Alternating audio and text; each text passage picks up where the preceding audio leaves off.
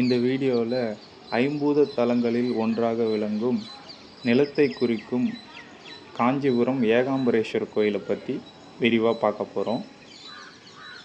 காஞ்சிபுரத்தில் இருக்கிற பழமையான கோயில்களில் இதுவும் ஒரு ரொம்ப முக்கியமான கோயில்.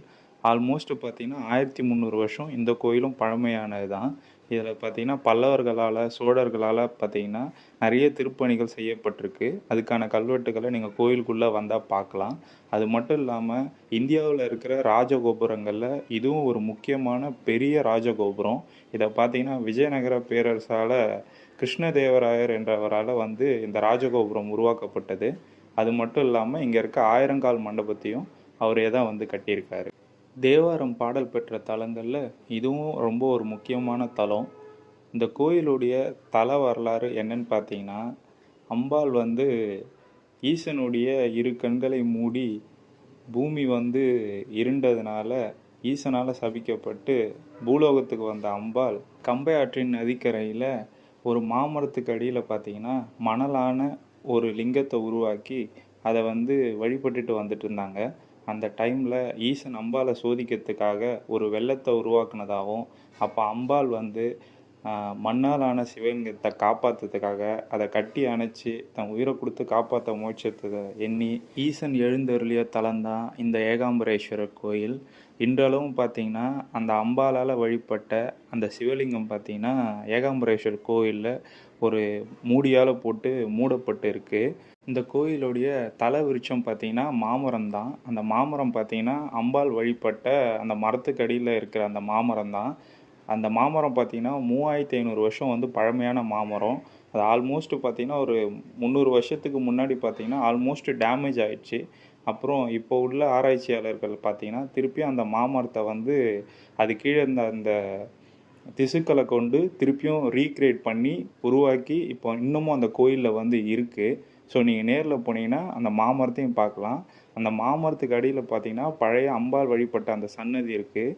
அது பார்த்திங்கன்னா மாவடி சன்னதின்னு சொல்லுவாங்க. ரொம்ப அழகாக இருக்கும். இந்த மாமரத்தின் இன்னொரு சிறப்பு என்னன்னு பார்த்தீங்கன்னா, இந்த மாமரத்தில் மொத்தம் 4 கிளைகள் இருக்குது. அந்த 4 கிளைகள்லையும் பார்த்தீங்கன்னா 4 விதமான சூழ்நிலைகளில் வித்தியாசமான மாம்பழங்கள் காய்க்கிறதா சொல்லப்படுது.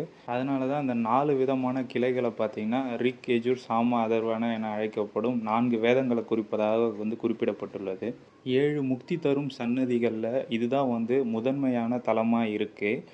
மற்றும் பிரம்மா, விஷ்ணு, ராமர் வழிபட்ட சிவலிங்கங்களை நீங்கள் இங்கே இந்த கோயிலுக்கு வந்தால் பார்க்கலாம். அது மட்டும் இல்லாமல் 108 சிவலிங்கங்கள் இந்த கோயிலை சுற்றி இருக்குது.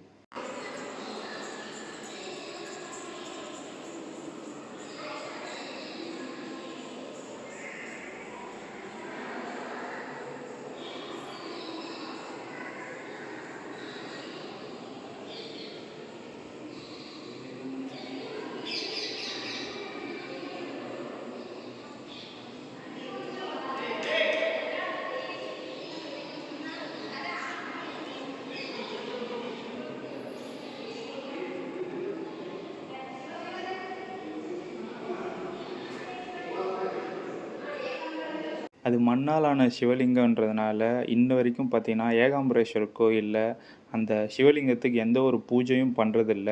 அதுக்கு பதிலாக பார்த்திங்கன்னா கல்லாலான இன்னொரு சிவலிங்கம் இருக்குது. அதுக்கு தான் எல்லா விதமான பூஜையும் பண்ணுறாங்க. அந்த அம்பாலால் உருவாக்கப்பட்ட சிவலிங்கத்துக்கு எந்த ஒரு பூஜையும் பண்ண போகிறது கிடையாது. அது அப்படியே ஒரு மூடியால் போட்டு பராமரிக்கப்பட்டு வருது. நீங்கள் ஏகாம்பரேஸ்வரர் கோயிலுக்கு போனீங்கன்னா ஒரு கண்ணாடி குடுவைக்குள்ளே பார்த்திங்கன்னா அம்பாலால் வழிபட்ட இந்த சிவலிங்கம் இப்போ வரைக்கும் இருக்குது. நீங்கள் நேரில் போய் பார்க்கலாம்.